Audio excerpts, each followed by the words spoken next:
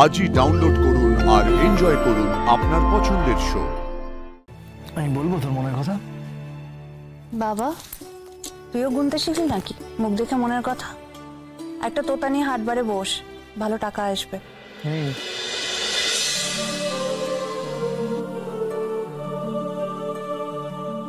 কি হলো, থামলি কেন?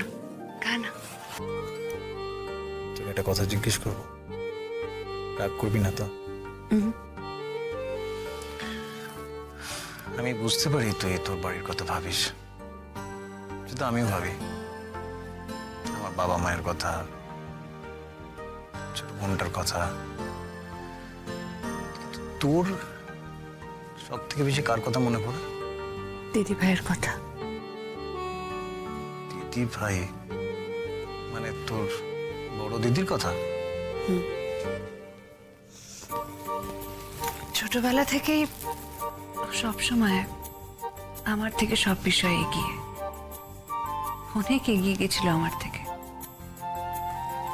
আমি শুধু পড়াশোনার কথা বলছি না, পড়াশোনায় দিদিভাইও সাধারণ ছিল, আর বাকি সবকিছু। আমি সব সময় দিদিভাইয়ের মতো হতে চেয়েছিলাম, কিন্তু বুঝতে পেরেছিলাম না, আমি দিদিভাইয়ের মতো হতে পারবো না। ওর মতো হওয়া যায় না। দিদিভাই না থাকলে আমরা যে কবে কবে সবাই ভেসে যেতাম কে জানে। ওর মতো হতে পারবো না বুঝতে পেরে আমি ওর শত্রু হয়ে গেলাম। একের পর এক ক্ষতি করেছি ওর। অথচ দেখ, ও কিন্তু কোনোদিনও আমার কোনো খারাপ করার কথা ভাবেনি, কোনোদিনও খারাপ চাইনি। এত খারাপ করেছি তার সত্ত্বেও ও প্রত্যেক দিন কোর্টে এসে বসেছিল। আমার মুখ দর্শন করবে না এটা বলেও প্রত্যেক দিন এসেছিল কোর্টে। দেখেছিলিস তো? তা দেখেছিলাম, তবে আমি ভাবতাম তোর বোধহয় স্রোতের জন্য সব থেকে বেশি মন কেমন করে, তুই ওকেই বেশি ভালোবাসিস। হ্যাঁ, তা করে, কিন্তু দিদিভাইয়ের জন্য বড্ড বেশি মনটা ছটফট করে। স্রোতের সঙ্গে দেখা হলো, ওকে জড়িয়ে ধরলাম, কত কথাই না বললাম, কিন্তু দিদিভাই ওকে সেদিন কোর্টে দেখার পর মনে হচ্ছিল কতদিন ওকে জড়িয়ে ধরা হয়নি, কতদিন ওকে জিজ্ঞেস করিনি ও কেমন আছে। অথচ খুব ছোটবেলায় আমি আর স্রোত দিদিভাইকে দুদিক থেকে জুড়িমুড়ি করে ঘুমোতাম। সেদিন কোর্টে দিদিভাইকে দেখে আমার সেই কথাটাই মনে পড়ে যাচ্ছিল। কত অন্যায় করেছি ওর সঙ্গে। মনে হচ্ছিল দিদিভাইয়ের কাছে আমার কত অপরাধ রয়ে গেল, যার কোনো ক্ষমা নেই। এইসব ভাবলে খুব কষ্ট হয়, মনটা বড্ড খারাপ হয়ে যায়। দিদির কাছে ক্ষমা চাইলি তো? আমি যা যা করেছি ওর সঙ্গে, তারপর ওই শুকনো মাপ চাওয়াতে কিছুই হয় না। একটা কাজ করা যায়, সঙ্গে দেখা করে ভিজে ভিজে ক্ষমা চাওয়ার বন্দোবস্ত করা যায়। খালি বাজে কথা তোর। দেখ, আমি যে এমনটা ভাবিনি তা নয়, কিন্তু এখন না। আজি টাজি দেখে যাবি নাকি? তোর দেখছি একটু বেশি আগ্রহ। কেন রে? আমাকে ওখানে রেখে কেটে পড়ার ধান্দা না? সেগুড়ে বালি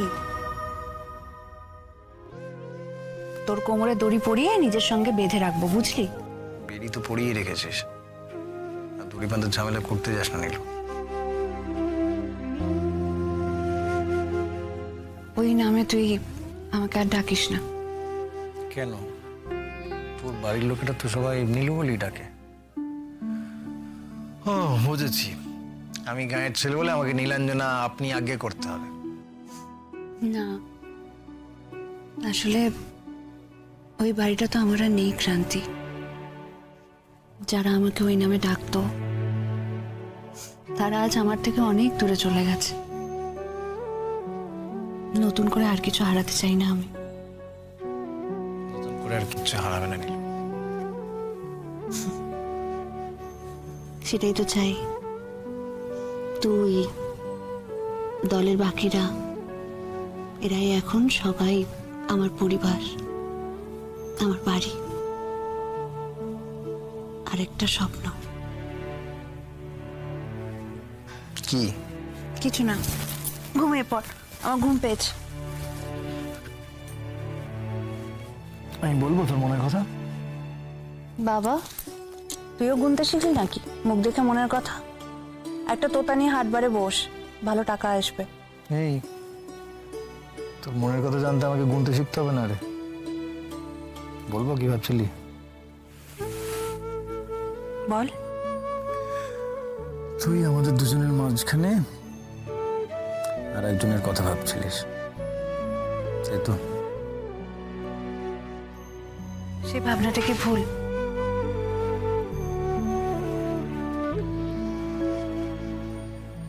না, ভুল না। আমিও যে এটা নিয়ে ভাবিনি তা তো নয়, কিন্তু তারপর কি? টাকা পয়সা? আমাদের এই গাঁয়ের বাচ্চাগুলোকে থেকে বুঝতে পারছিস না আমি আমার সন্তান আনতে কেন ভয় পাচ্ছি? এই বাচ্চাগুলোর জন্য একটা সামান্য স্কুল, হাসপাতাল, চিকিৎসা, দুবেলা দুমুঠো খাবার, কিচ্ছুর ব্যবস্থা নেই। সেখানে আমি আমার সন্তানকে নিয়ে আসবো কি করে? আর আমাদের যে সন্তান, তাকে তো ঠাঁই নাড়া হয়ে বাঁচতে হবে। আজ এখানে তো কাল ওখানে, ঘরের কাছে নিঃশ্বাস ফেলা মৃত্যু।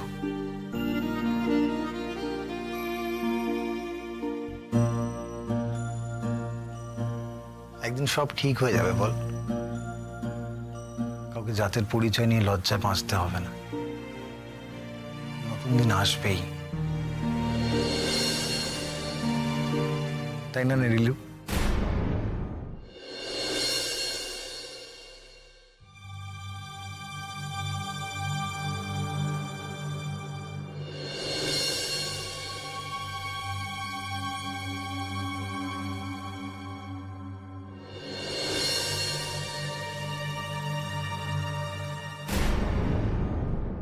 রায়পূর্ণা, আপনার সঙ্গে যদি আমি একটু আলাদা করে কথা বলতে চাই, আপনি বলবেন?